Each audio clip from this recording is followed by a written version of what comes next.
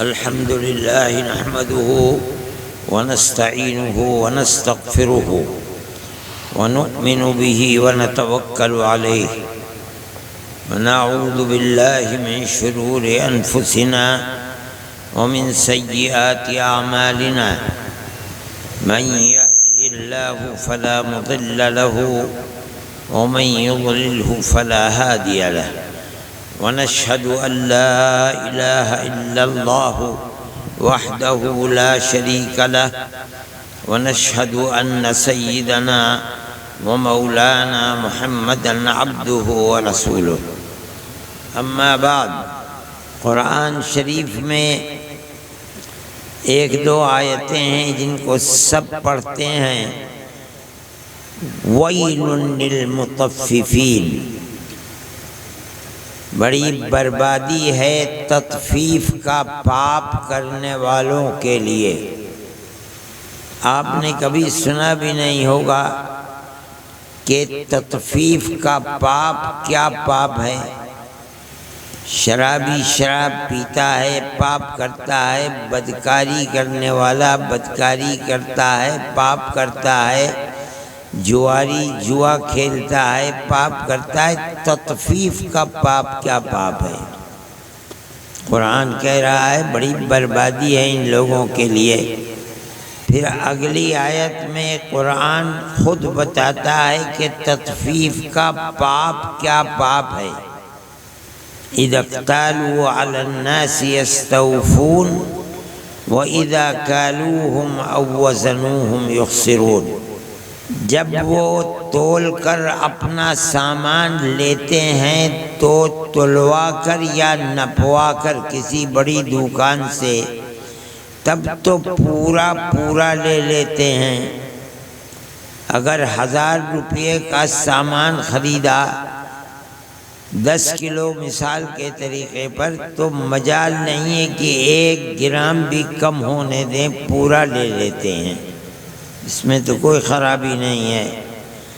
لیکن قرآن کہتا ہے وَإِذَا كَالُوهُمْ أَوْ وَزَنُوهُمْ يُخْسِرُونَ، لیکن جب اپنی دکان پر لا کر بیچتے ہیں دوسرے کو دیتے ہیں تو دوسرے کے مال کو دیتے ہوئے اس میں کٹوتی کر لیتے ہیں. پیسے پورے لے لیے، مال میں کمی کر دی. یہ تطفیف کا پاپ ہے جن کے لیے قرآن کہتا ہے ویل للمطففین. اس پاپ کے کرنے والوں کے لیے ویل ہے. ویل کا مطلب ہے بڑی بربادی. اور ایک حدیث میں یہ بھی آیا ہے کہ یہ جہنم میں ایک خاص جگہ ہے جس کا نام ہے ویل. اس کا مطلب یہ ہے کہ یہ پاپ اتنا بڑا پاپ ہے کہ یہ جہنم میں شرابیوں کے ساتھ اس پاپ کا کرنے والا نہیں رہے گا، جواریوں کے ساتھ نہیں رہے گا، منہ کالا کرنے والوں کے ساتھ نہیں رہے گا. یہ اتنا بڑا پاپ ہے کہ اس کے لیے ایک مستقل جگہ ہے ویل، وہاں رہے گا. اب یہ تو قرآن کی ایک آیت ہے. قرآن مختصر کتاب ہے. قرآن نے ایک چیز اپنے بندوں کو بتلائی ہے کہ اپنا حق پورا لے لینا، دوسرے کے حق کو ادا کرتے ہوئے کٹوتی کر لینا، یہ بہت بڑا گناہ ہے. خرید و فروخت ایک مثال ہے، ورنہ جہاں بھی دنیا میں آدمی ایک ہاتھ سے اپنا حق لیتا ہے دوسرے ہاتھ سے دیتا ہے، وہ تطفیف کا پاپی ہے جس کے لیے ویل ہے. کہیں بھی ہو، کسی بھی کام کے اندر ہو. مفسرین لکھتے ہیں کہ صرف ایک بازار میں خرید و فروخت کا مسئلہ نہیں ہے کہ اپنا حق پورا لے لیا دوسرے کا حق کم کر دیا. نہیں، اگر شوہر بیوی سے اپنا حق پورا لے لے، بیوی کا حق ادا کرنے میں کٹوتی کر لے، کمی کر لے، ویل للمطففین، یہ تطفیف کا باب ہے، جس کے لیے جہنم میں ویل ہے۔ اسی طرح اس کا الٹا، بیوی شوہر سے اپنا حق پورا لے لے، شوہر کا حق ادا کرنے میں کمی کر دے، ویل للمطففین۔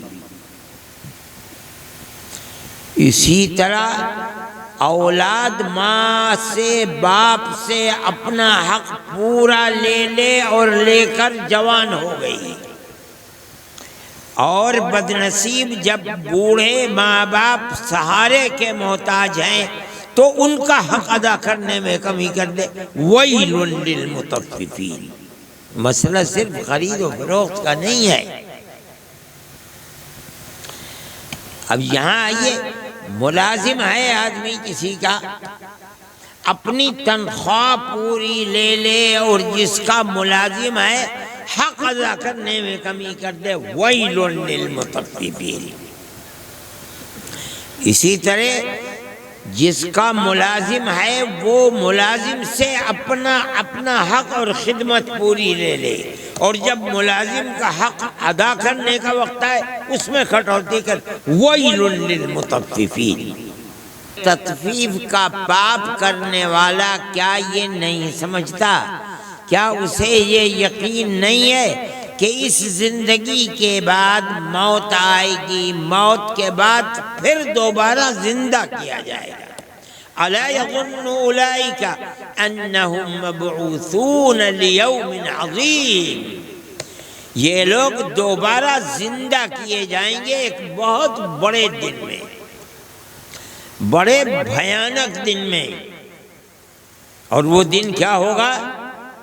یوم یقوم الناس لرب العالمین، جس دن ساری دنیا کے لوگ آدم سے لے کر اور آخر سے آخری دنیا کے مرنے والے آدمی تک تمام کے تمام لوگ دوبارہ زندہ کر کے رب العالمین کے سامنے کھڑے کر دیے جائیں گے۔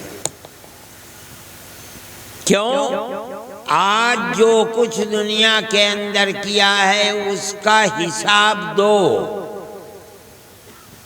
ایک ایک کوڑی کا حساب ہو جائے گا اور ساری دنیا کی زندگی کا حساب ہوگا۔ اللہ نے دنیا کو صرف اسی لیے نہیں بنایا ہے کہ آدمی کھائے پیے کمائے عیش کرے، صحیح ہے، عیش کرو، ساری دنیا کا زمین و آسمان انسان ہی کے لیے بنایا گیا ہے، لیکن اس کو استعمال کرے گا آدمی تو کل اللہ کے یہاں یہ حساب بھی دینا ہوگا کہ ہم نے پیدا کیا تھا تجھے اور ہم نے پیدا کیا تھا ان چیزوں کو، ان کا استعمال کیا، کبھی ہم بھی یاد آئے یا یاد نہیں آئے؟ کبھی آج کا یہ دن کہ زندگی کے بعد موت، موت کے بعد پھر زندگی، اور اس دوسری زندگی کے اندر کن کن کا حساب، کبھی یاد آیا یا نہیں یاد آیا؟ یہ پوچھا جائے گا۔ حضرت عبداللہ ابن مسعود رضی اللہ تعالی عنہ یہی بات فرماتے ہیں کہ نبی کریم علیہ السلام نے فرمایا، لا تزول قدم ابن آدم یوم القیامت من عند ربه حتی یسأل عن خمس۔ اللہ کا نبی فرماتا ہے قیامت کے دن ساری دنیا رب العالمین کے سامنے ہوگی، کسی آدمی کا قدم اٹھ کر آگے بڑھ نہیں سکتا جب تک 5 سوال نہ ہو جائیں اور 5 کا جواب نہ دے دے۔ جس آدمی کے سامنے وہ دن ہے کہ مجھے کل کو رب العالمین کے سامنے کھڑے ہو کر جواب دینا ہے، وہ کامیاب ہے، جس نے بھلا دیا ناکام۔ اسی کو ان آیات میں اللہ بیان فرماتا ہے، الا یظن اولئک، آئی الا یتیقن اولئک، ظن گمان کے معنی میں نہیں، یقین کے معنی میں ہے کیا ان لوگوں کو اس بات کا یقین نہیں ہے جو آج پاپ کر رہے ہیں تخفیف کا، کہ دوبارہ زندہ کر کے اللہ کے دربار میں بھیجے جائیں گے اور قدم آگے بڑھے گا نہیں جب تک 5 سوال نہ ہو جائیں؟ وہ سوال کیا ہیں؟ 5 سوال ہے۔ پہلے 2 سوال زندگی کے بارے میں، عن حیاتہ فیما افنا، زندگی تیری نہیں تھی، ہم نے تجھے پانی کے قطرے سے پیدا کیا، ہم نہ پیدا کرتے تیرا وجود بھی کبھی نہ، دنیا میں کوئی جانتا بھی نہیں تو تھا کون، ہم نے تجھے زندگی دی تھی، یہ بتا کہ ہماری دی ہوئی زندگی کو تو نے کہاں گنوایا؟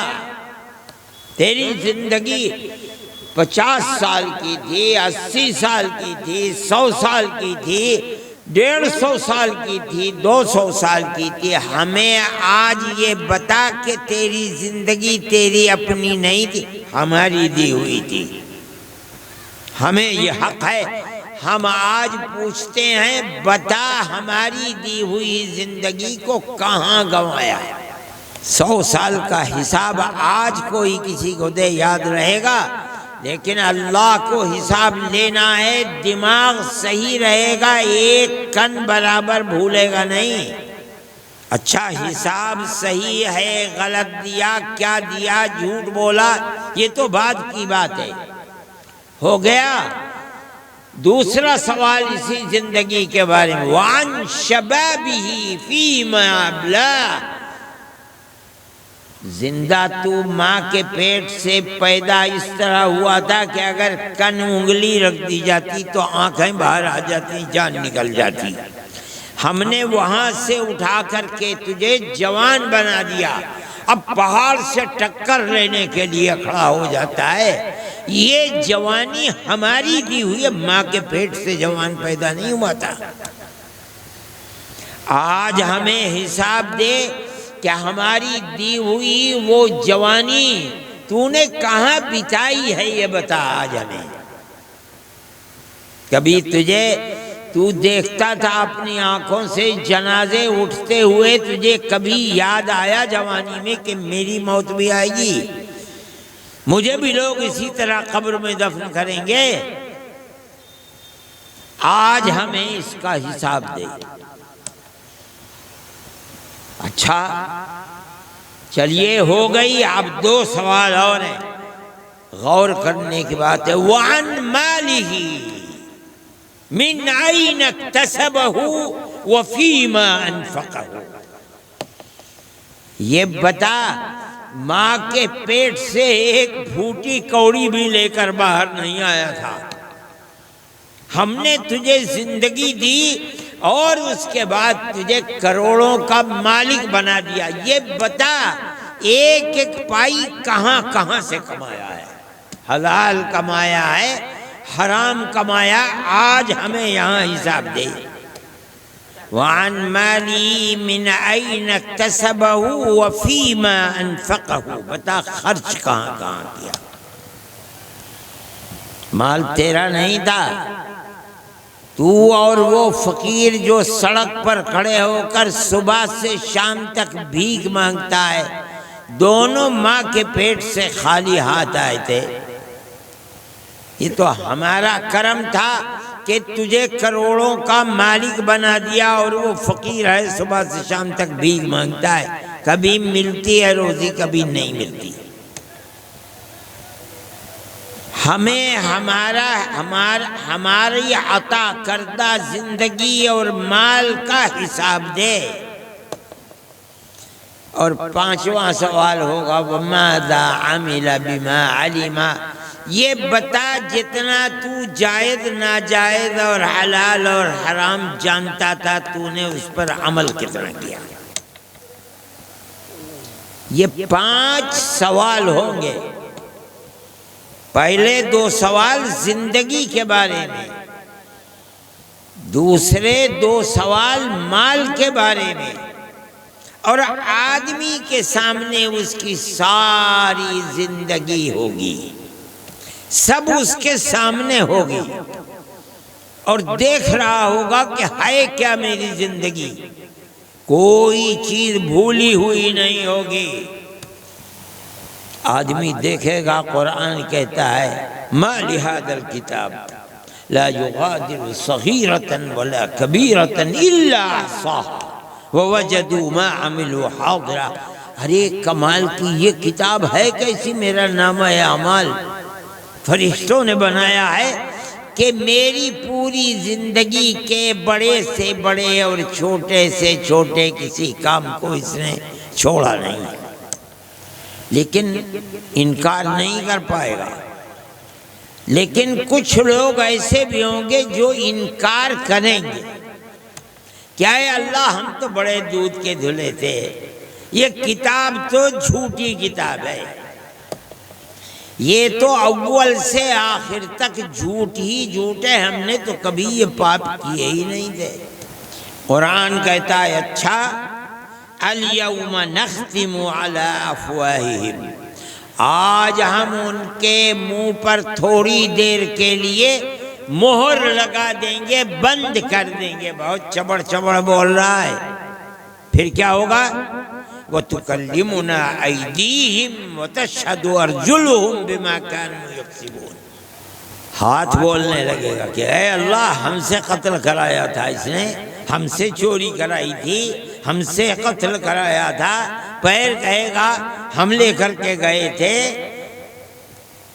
زبان کہے گی ہم سے جھوٹ بولوایا تھا، کان کہیں گے کہ ہم نے حرام سنا تھا، آنکھ کہے گا ہم نے، دل کہے گا کہ ہم سے حرام کی چاہت کرائی تھی، پیٹ کہے گا ہم نے حرام کھایا تھا۔ تھوڑی دیر کے بعد پھر اس کے بعد اس کی زبان کو کھول دیا جائے گا، تو اب خود ہی اپنے ہاتھ پیر پیٹ سے کہے گا لما شہدتم علینا، ارے بدنصیب ہاتھ پیر پیٹ، تجھی کو بھرنے کے لیے تو میں نے حرام کمایا تھا، آج تم نے میرے خلاف گواہی کیوں دی؟ تو کہیں گے قالوا انطقنا اللہ الذی انطق کل شیء، جس اللہ نے ہر چیز کو زبان دے کر بلوایا ہے، آج اس نے ہمیں زبان دی تھی، ہم سے کہا بولو، ہم بولنے لگے۔ آج ساری دنیا میں جھگڑا ہے، میرا ہاتھ توڑ دیا، میری زبان کاٹ دی، میرا کان کا، کوئی چیز میری نہیں، ہر چیز اللہ نے بنائی ہے، اللہ کی ہے، اور قیامت کے دن اسی کے جو کہے گا ہر چیز وہی کرنے لگے گی۔ میرے بھائی یہ ایک حساب و کتاب کی چیز ہے جس کو قرآن کہتا ہے، اللہ کا نبی کہتا ہے، ہر وقت یاد رکھو۔ جو یاد رکھتا ہے وہ کامیاب ہے، جس نے بھلا دیا وہ ناکام ہے۔ میں یہ بات سب اس لیے کہہ رہا ہوں کہ جو آدمی پاپ نہیں کر رہا ہے، جتنا لے رہا ہے اس کے برابر یا اس سے زیادہ دے رہا ہے، وہی انسان کامیاب ہے۔ کل کتاب سامنے آئے گی فرشتوں کی، اللہ پوچھے گا اور مکمل حساب و کتاب سامنے آئے گا کہ اے اللہ میں نے تو جو کچھ لیا ہے اس سے کم نہیں دیا، اپنی دانش میں پورا دے دیا۔ مولانا نوشاد صاحب ایسے ہی لوگوں میں تھے، انہوں نے حق کو ادا کیا، جس کا مطلب یہ ہے کہ اس آدمی کے سامنے ہر وقت حساب و کتاب دنیا میں رہتا تھا۔ انسان کی بدنصیبی یہ ہے کہ وہ دنیا کی نعمتوں میں پڑھ کر اپنی آخرت اور حساب و کتاب کو بھول جائے۔ جس نے یاد رکھا 100% کامیاب ہے۔ اسلام کی روح اور تعلیم یہی ہے کہ اس حساب کے دن کو یاد رکھ۔ اسی لیے ان آیتوں میں کہتے ہیں الا یظن اولئک انہم مبعوثون لیوم عظیم یوم یقوم الناس لرب العالمین، کیا بھول گئے انہیں یہ یقین نہیں ہے کہ دوبارہ زندگی ہو کر رب العالمین کے سامنے کھڑے ہو کر حساب و کتاب دینا ہوگا۔ جو خوش نصیب انسان ہے اور حساب و کتاب کو یاد رکھتا ہے وہی کل قیامت کے دن سرخرو ہے۔ اور قرآن یہی فرماتا ہے جو آدمی دنیا میں خوف خدا رکھتا تھا، حلال و حرام کو جانتا تھا، حلال کو زندگی میں اتارتا تھا، حرام سے اپنے آپ کو پاک رکھتا تھا، رات اور دن موت اور موت کے بعد الہ العالمین کے سامنے حساب و کتاب کو یاد رکھتا تھا، قرآن کہتا ہے کل قیامت کے دن اس کا نامہ اعمال اس کے داہنے ہاتھ میں ہوگا۔ اور جو بھلائے ہوئے تھا، جسے کبھی یاد ہی نہیں آیا کہ مرنا ہے، حساب دینا ہے، کر کیا رہا ہے، اس کا نامہ اعمال اس کے بائیں ہاتھ میں ہوگا۔ جس کا نامہ اعمال داہنے ہاتھ میں مل گیا، مارے خوشی کے دیوانوں پھولا نہیں سمائے گا۔ قرآن کہتا ہے فَأَمَّا مَنْ أُوتِيَ كِتَابَهُ بِيَمِينِهِ، جس کا نامہ اعمال جس خوش نصیب کو داہنے ہاتھ میں مل گیا، جو ملے گا کہے گا فَيَقُولُ هَاؤُمْ ہاؤم، دیکھو کیا دیکھ رہے ہو مجھے، آؤ آؤ آؤ، دیکھو دیکھو ہے کیا اس میں، اقرؤ کتابیہ، میری کتاب پڑھ کے تو دیکھ، ایسے ہی تھوڑا ہی داہنے ہاتھ میں مل گیا ہے، اس میں ہے کیا لکھا ہوا، دیکھ تو اسے۔ مارے خوشی کے بھولے نہیں سما رہا ہے، اور پھر کیا کہتا ہے انی ظننت انی ملاق حسابیہ، میں دنیا کی زندگی میں رات اور دن تنہا ہوں، لوگوں کے ساتھ ہوں، کھا رہا ہوں، کما رہا ہوں، ہر وقت میں یہ یقین رکھتا تھا کیا کر رہا ہے، کل حساب و کتاب سامنے آئے گا۔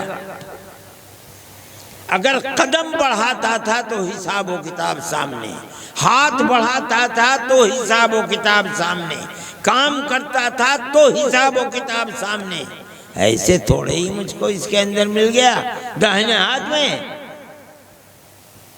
یہ ان لوگوں کی، ان خوش نصیبوں کی چیز ہے جنہوں نے ہر وقت رات میں دن میں تنہائی میں لوگوں کے ساتھ دیکھ رہا ہے، مالک نہیں دیکھ رہا، ہر وقت اپنے سامنے رکھا کہ پتہ نہیں کب مر جاؤں، دوبارہ اٹھوں گا تو حساب و کتاب دینا پڑے گا۔ فَهُوَ فِي عِيشَةٍ رَاضِيَةٍ فِي جَنَّةٍ عَالِيَةٍ قُطُوفُهَا دَانِيَةٌ كُلُوا وَاشْرَبُوا هَنِيئًا بِمَا أَسْلَفْتُمْ فِي الْأَيَّامِ، وہ جنت کے اندر جائیں گے، اور وہ جس کے بائیں ہاتھ میں وَأَمَّا مَنْ أُوتِيَ كِتَابَهُ بِشِمَالِهِ فَيَقُولُ يَا لَيْتَنِي لَمْ أُوتَ كِتَابِيَهْ، جس کے نام اعمال بائیں ہاتھ میں ہے، افسوس سے کہے گا کاش کہ یہ نام اعمال چوہوں نے کاٹ لیا ہوتا، دیمک لگ گئی ہوتی، آگ میں جل گئے ہوتے، مجھے ملتے ہی نہیں نام اعمال۔ وَلَمْ أَدْرِ مَا حِسَابِيَهْ، اور میں نے تو کبھی جانا ہی نہیں، خیال بھی نہیں آیا حساب و کتاب کیا ہے۔ انبیاء نے کہا، میں نے کہا سب جھوٹے ہیں، انبیاء کے متبعین نے کہا ہے کہ مرنا ہے، ہم نے کہا پاگل ہو تم، جاؤ، آج اس کا بدلہ مجھے مل رہا ہے۔ میرے بھائی، وہ لوگ جنہوں نے اپنی زندگی ایسی گزاری جیسے ان کی زندگی تھی، وہ وہی لوگ ہیں کہ جو اپنے سامنے اپنا حساب و کتاب رکھتے تھے۔ ہمیشہ جو آدمی دنیا کے اندر اپنے ہاتھ کو، پیر کو، آنکھ کو، ناک کو نہیں، دماغ کو، دل کو گناہوں سے محفوظ رکھتا ہے، اس کا مطلب یہ ہے کہ دنیا دیکھ رہی ہے نہیں دیکھ رہی ہے، اس کے سامنے اس کا حساب ہے۔ خدا جانے کس وقت مر جاؤں، اور ان کا یہی ہوا، گھر میں نہیں مرے، چلتے چلتے بیٹھنے کا ارادہ کیا اسکوٹر میں اور جان نکل گئے، ختم ہو گئے۔ ہر وقت آدمی اپنے بارے میں اس چیز کو ذہن میں پختہ رکھے، خدا جانے کس وقت کہاں چلتے چلتے، بات کرتے کرتے، سوتے سوتے، جاگتے جاگتے، خدا جانے کہاں جان نکل جائے۔ جو آدمی اپنی دنیا کی زندگی میں اپنی آخرت اور موت کو یاد رکھے گا وہی آدمی کامیاب ہے، اور جس نے بھلا دیا وہ ناکام۔ اسی لیے جناب رسول اللہ صلی اللہ علیہ وسلم نے فرمایا اکثروا ذکر ہاضم اللذات، دنیا کی لذتوں کو، کھانے پینے، عیش و عشرت کو بھسم کر ڈالنے والی چیز، اس کو یاد رکھا کرو، اور بہت ہی اکثر کثرت کے ساتھ یاد رکھا کرو۔ یہ کون سی چیز ہے؟ فرماتے ہیں الموت، موت کو یاد رکھا کرو۔ جو لوگ یاد رکھتے ہیں دنیا کے اندر موت کو، ان کی زندگی زندگی ہے۔ یہ تو میں نے آخرت کی بات بتائی، اس دنیا کے اندر ان کی موت حقیقتاً موت نہیں ہوتی۔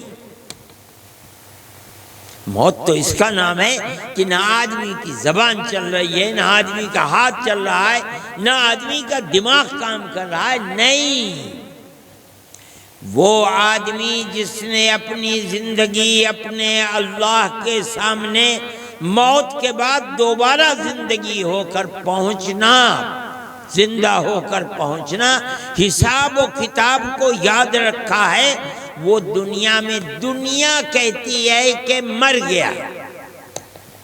ہمارے آقا حضرت محمد صلی اللہ علیہ وسلم فرماتے نہیں، یہ اب بھی زندہ ہے۔ جو مومن ہے، اچھے کام کرنے والا ہے، دل میں خدا کا خوف رکھنے والا ہے، فکر آخرت رکھتا ہے، موت کو سامنے رکھتا تھا، موت آ گئی اور لوگ اسے کاندھے پر لے کر چلتے ہیں، تو جناب رسول اللہ صلی اللہ علیہ وسلم سید الاولین والآخرین، حقائق کو دیکھنے والے، حقائق کو سننے والے، وہ فرماتے ہیں کہ لوگ اسے لے کر چلتے ہیں اور یہ شور مچاتا کہتا ہے قدمونی قدمونی، جلدی لے کر چلو، آگے بڑھو، آہستہ کیوں چل رہے ہو، تیز لے کر چلو مجھے۔ کیوں؟ فرماتے ہیں کہ قبر کے اندر خدا کی رحمت اس کا انتظار کر رہی ہے، یہ چند لمحے جو یہ کندھوں پر چل رہے، یہ بھی اس پر شاق گزر رہے ہیں، لے کے چلو، جلدی لے کر چلو۔ اگر مر گیا تو کیا پتہ اسے۔ ہمارے آقا حضرت محمد صلی اللہ علیہ وسلم فرماتے ہیں کہ یہ کہتا ہے، آواز لگاتا ہے قدمونی قدمونی، آگے بڑھاؤ، لے کر چلو مجھے۔ اسی لیے حکم ہے کہ دیر مت کرو۔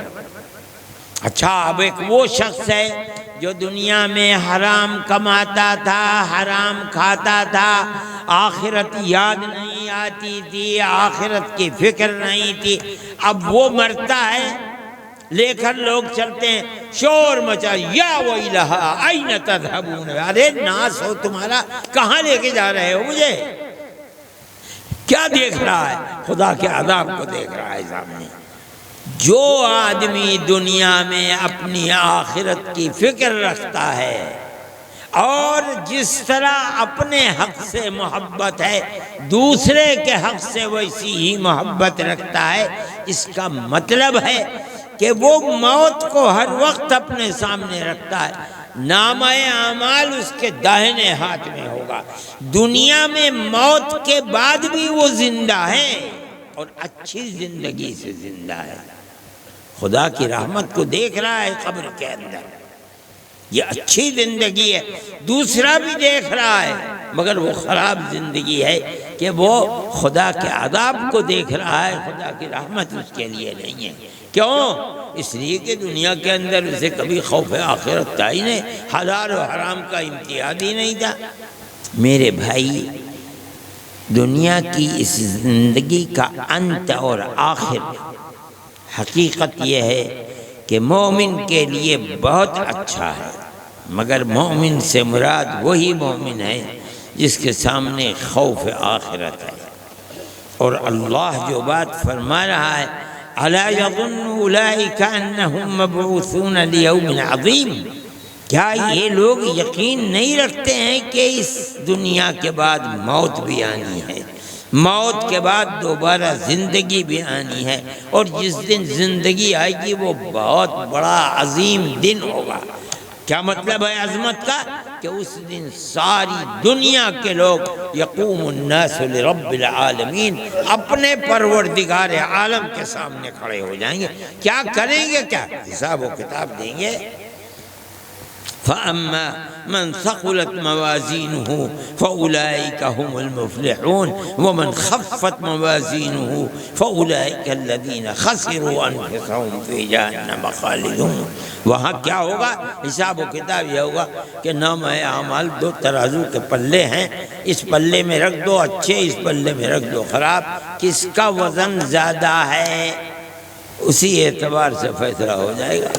اگر ترازو کے اندر اعمال حسنہ اور نیکیوں کا وزن بھاری ہو گیا تو اس کے لیے جنت ہے، اور اگر یہ ہلکے پڑ گئے، گناہوں کا بوجھ زیادہ ہو گیا تو اس کے لیے جہنم ہے۔